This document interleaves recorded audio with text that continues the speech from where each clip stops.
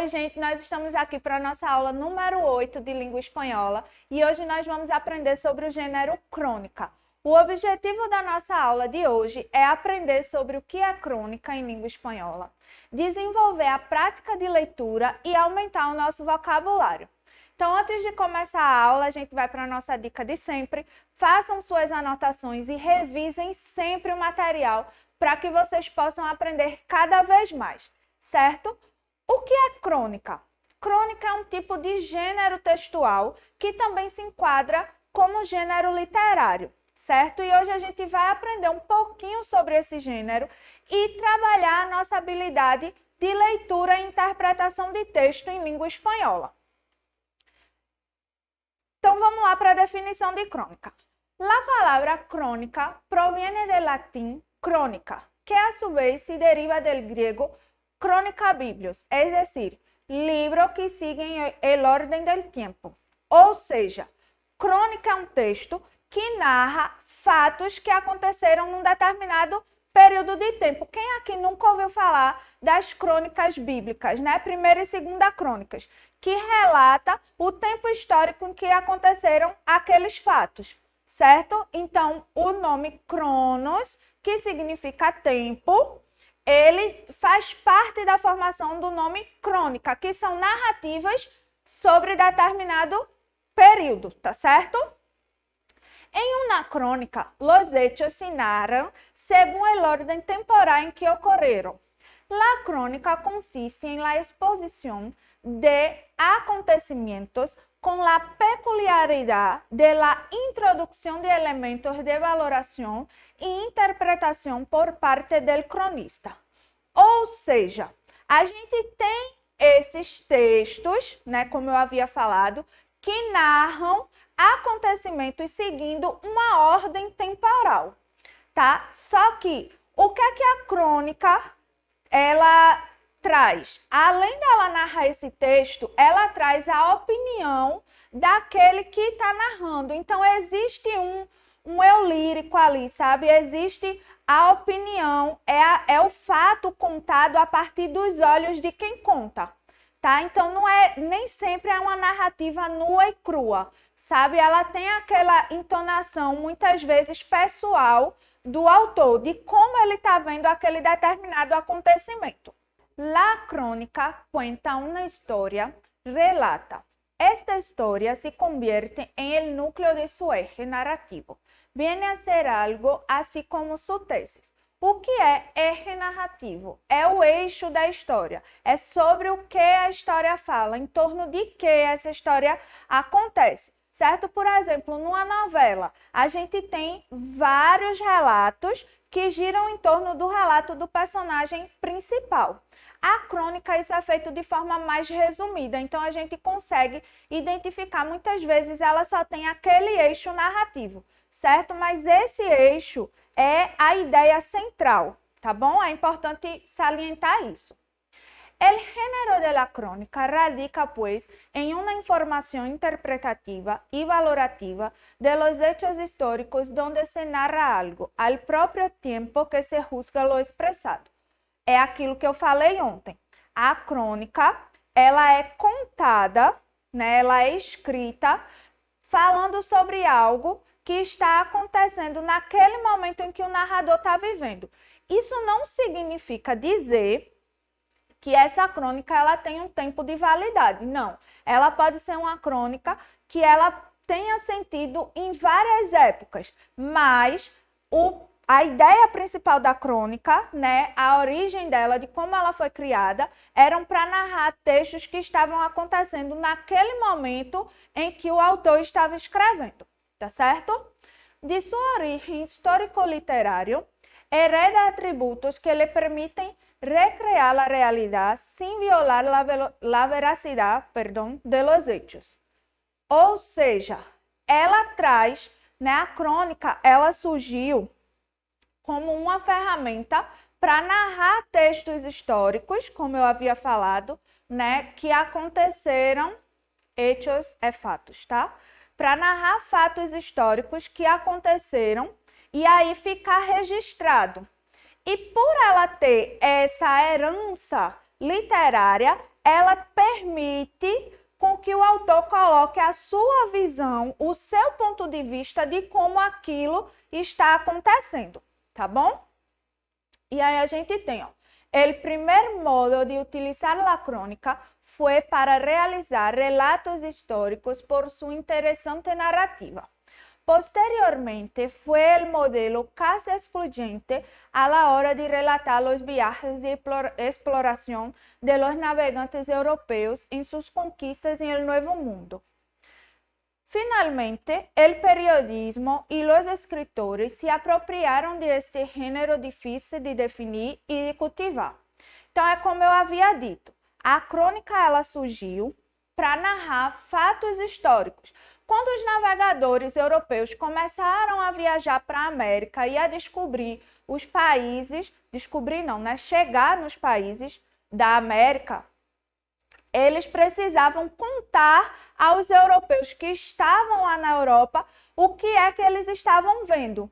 E aí, para criar uma narrativa interessante de leitura e que caísse no gosto das pessoas, então eles escreviam em formas de crônicas, eles colocavam as suas expressões sentimentais.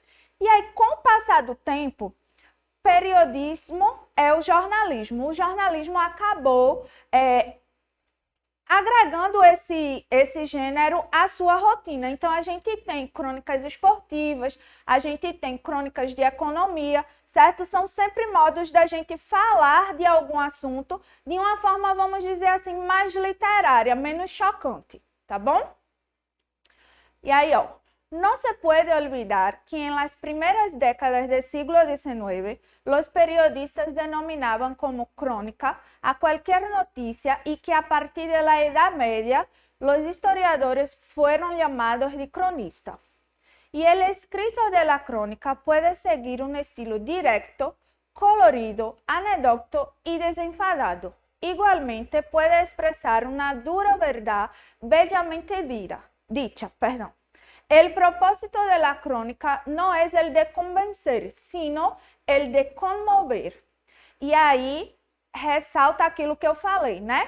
A gente tinha a crônica como meio de informação dos historiadores, e aí esses escritores eram chamados de cronista, e depois ela vai se transformando, e aí ela não só conta fatos históricos, mas ela também pode ter esse efeito mais direto, mais engraçado, mais leve, para dizer a realidade. Então, se você tem a oportunidade, por exemplo, de ler uma crônica dos europeus colonizadores, falando como são os países, você vai ver que tem uma coisa assim, muito, como se fosse uma fábula, sabe? Aquela coisa muito extraordinária. Mas era uma forma dele mostrar o quanto aquilo era novo para ele. Então, essa linguagem literária, mesmo quando a crônica ela existia como documento histórico, ela já estava presente nesse gênero. E, enquanto a la estrutura, também se tiene la libertad para seguir el orden que interese según la intencionalidad del mensaje. Además, debe ser corta, de frases concisas, párrafos breves e ritmo rápido. Então, a característica da crônica é essa, é ela ser um relato breve, rápido, conciso e claro, né? Você vai fazer uma crônica sobre um lugar, por exemplo, como eram os casos das primeiras crônicas, sobre uma viagem ou sobre um jogo, no caso das crônicas esportivas, você não vai ficar escrevendo livros e mais livros. Você vai fazer um texto curto que passe a sua mensagem de forma concisa, para que haja esse ritmo rápido do gênero. E aí a gente tem as características da crônica. Para resumir tudo aquilo que a gente já falou até agora. Es un género que relata, es decir, narra historias. Presta herramientas de la literatura para ser elaborada. Hace uso de figuras retóricas. Hay minuciosidad en el tratamiento de la historia y cuenta con un eje en torno del cual gira la historia. Tiene un personaje central y puede tener personajes secundarios. Aunque puede ser anacrônica, maneja um tempo definido. Generalmente, narra períodos curtos. Isso é aquilo que eu falei lá no início. Quando a gente diz que um texto ele é anacrônico, é que ele está ali além do tempo. É como se ele não tivesse preso a nenhuma linha temporal. E que ele pode ser lido. Um texto que foi escrito há 10 anos atrás, ele pode fazer sentido hoje. Só que existe um período que você vai saber que está definido ali. Ele não ficou escrevendo todos os dias até hoje. Existe um período limitado. Por mais que ela não se prenda a um tempo determinado, existe um período que está sendo narrado ali naquela crônica. Tiene un comienzo impactante, siempre ligado con un final. Entre comienzo y final hay tensiones y clímax. La trama se desata de manera rápida, se titula de manera creativa com frases interpretativas próprias de sua irmandade com a literatura. Então, na crônica, né, ela não deixa de ser um texto literário e não deixa de ser um texto narrativo. Então, ela sempre vai ter um final, um clímax, que a gente chama de noodle também, que é a parte que dá o conflito da história, né? Aquela parte principal. O que é que realmente aconteceu? Por que a gente decidiu contar aquela história? E tem o final, né? O desfecho dessa história, certo? Sempre contada de forma criativa, com frases interpretativas, com frases que levem a gente a se identificar com aquele texto. Tipos de crônica. Aunque sea un texto narrativo, con enredo, enfoque narrativo, personajes, tempo e espaço, há diversos tipos de crônicas que compreendem outros gêneros textuais. Então, é o que eu falei. A crônica, em sua essência, é um gênero narrativo. Mas, aí, com o passar do tempo, outros espaços começaram a também fazer uso dessa crônica. E aí ela foi sendo dividida de acordo com esse uso que ela tá tendo. E aí a gente vai ver agora alguns desses tipos, tá certo? Nós temos a crônica periodística, que é a crônica jornalística. La mais comum de las crónicas de la actualidad son las crónicas llamadas de crónicas periodísticas, producidas para los medios de comunicación y que utilizam temas de la actualidad para reflexionar. Ou seja, são crônicas produzidas pelos meios de comunicação, certo? Que vão pegar temas da atualidade para nos levar a refletir sobre eles. Crônica histórica, marcada por relatar hechos ou acontecimentos históricos com personagens, tempo e espaço definidos. Essa é aquela crônica que eu estou falando desde o início da aula, né? Que foi a crônica que deu origem a tudo, de como eram contados os fatos e acontecimentos históricos. E a crônica humorística. Esse tipo de crônica utiliza o humor como forma de entretener o público, al mesmo tempo que utiliza a ironia e o humor como herramienta essencial para criticar alguns aspectos, seja da sociedade, política, cultura, economia, etc. Ou seja, a crônica humorística, ela não deixa de trazer um assunto que faz parte da nossa realidade. Só que aí ela traz esse assunto, né, que está ali na nossa atualidade, que nem sempre é um assunto engraçado, e aí ela acaba trazendo ele de uma forma mais humorística, para que a gente possa refletir sobre aquele tema, sabe? Porque às vezes, de forma de humor, leva você a pensar de formas que você não tinha pensado antes. E agora, a gente vai ler um exemplo de uma crônica, tá bom? Para que vocês possam se familiarizar com esse texto. Vamos lá. Uma visita à la casa de Cortázar. Cortázar é um escritor argentino muito famoso, tá, gente? Se vocês tiverem a oportunidade de ler a obra dele, vale super a pena. Estou en la casa de Cortázar, en la que fue la casa de Cortázar. El mueble que tengo frente a mí fue su biblioteca. Allí se cobijaron sus libros. Camino unos pasos y llego a la que fue su habitación. un cuarto muy pequeño. Me lo imagino acostado ahí, a ese escritor que era de tan alto que sus alumnos lo apodaban la garza, ocupando casi todo el espacio de pared a pared. Vuelvo al salón y contemplo el rincón junto a la biblioteca. El rincón en que el autor de Rayuela reunía a unos niños que eran sus primos, pero que por la diferencia de edad parecían sus sobrinos, y les leía cuentos y jugaba con ellos a inventar palabras. Cortázar vivió en muchas casas, desde luego. Este amplio departamento en la tercera planta de un edificio en el barrio Rawson, que a su vez está dentro del barrio de Agronomía y linda con el de Villa del Parque, y en esta inmensa urbe de 1000 caras que es Buenos Aires.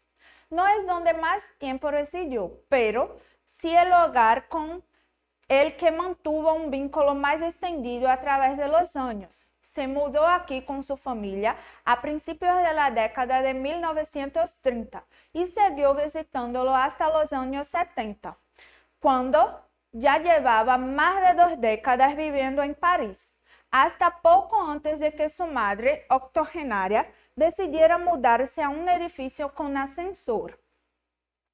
La casa ahora se ve brillante, luminosa. Las ventanas dan a una plazoleta en un pequeño barrio que parece una isla. Un remanso de paz en medio del frenesí de la metrópoli. No es una casa museo, no está abierta al público general. Algunos privilegiados tenemos la posibilidad de entrar, caminar sobre el suelo de madera, sacar algunas fotos, buscar por ahí en los resquicios que queda de Cortázar. Esse é um texto de Christian Vázquez. Ele está contando a experiência dele ao visitar a casa de um famoso autor argentino, que é Cortázar, certo? E aí você pode perceber que ele dá a esse texto a emoção que ele sentiu no momento em que ele visitou essa casa. O texto ele continua, mas como infelizmente o nosso tempo não é tão grande, não dava para a gente ler o texto na íntegra. E eu trouxe um pedaço, mas a partir desse trecho que eu trouxe, já dá para a gente perceber aquelas características da crônica, né? Que é trazer assuntos do cotidiano para uma narrativa que prenda a atenção do leitor, certo? É um texto sobre uma visita a uma casa de um autor, mas ele coloca tanta emoção naquele texto, ele coloca palavras que prendem a nossa atenção, que nos faz querer ler sobre isso, e é como se a gente estivesse lá junto com ele naquele momento. A gente está vendo através dos olhos do autor. Então, esse é o objetivo da crônica, certo?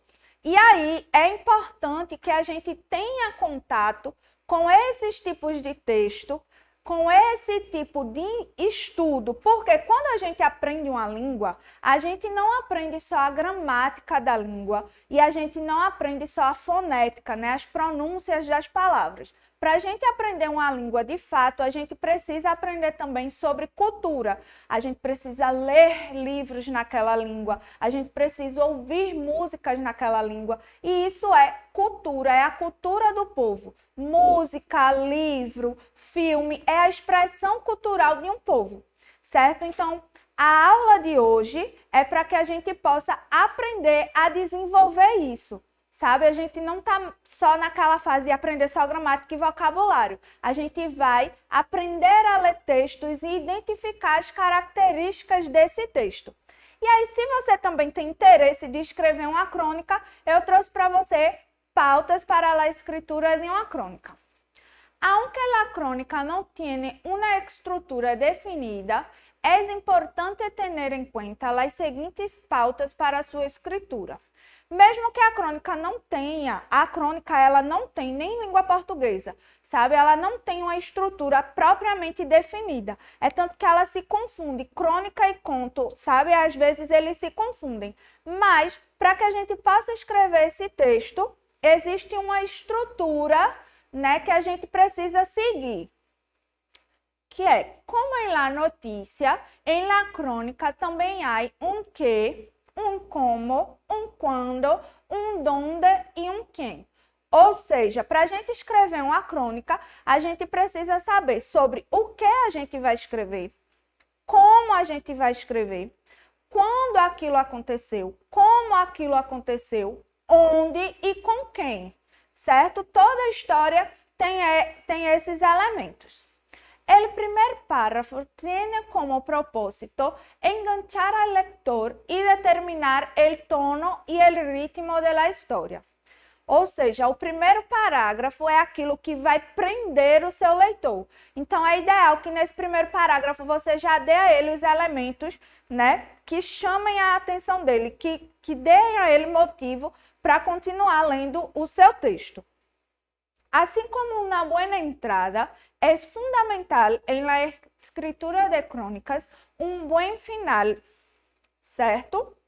Então, do mesmo jeito que começar bem o texto é fundamental, terminar esse texto bem também é fundamental, tá bom? E aí a gente tem, seja claro, conciso e preciso e utilize um linguagem sencillo. Sempre a crônica vai ser marcada por isso. Ela não é aquele texto literário todo enfeitado, cheio de palavras difíceis. Ele é um texto conciso, ou seja, é um texto que diz só aquilo que ele precisa dizer, sem arrudeio. E uma linguagem simples, sem palavras muito rebuscadas, para que ele possa prender a atenção do leitor. E por fim, por ser um texto narrativo, a crônica deve ter um início, um nudo e um desenlace, tendo em conta os elementos que aparecem em cada um de eles. Ou seja, nudo é aquilo que eu falei no início, que é o conflito da história. Então, como todo texto narrativo, ela tem que ter um início, o clímax e o fim, certo? Para que ela possa se desenvolver de forma correta. Aqui eu trago para vocês as referências bibliográficas da nossa aula de hoje.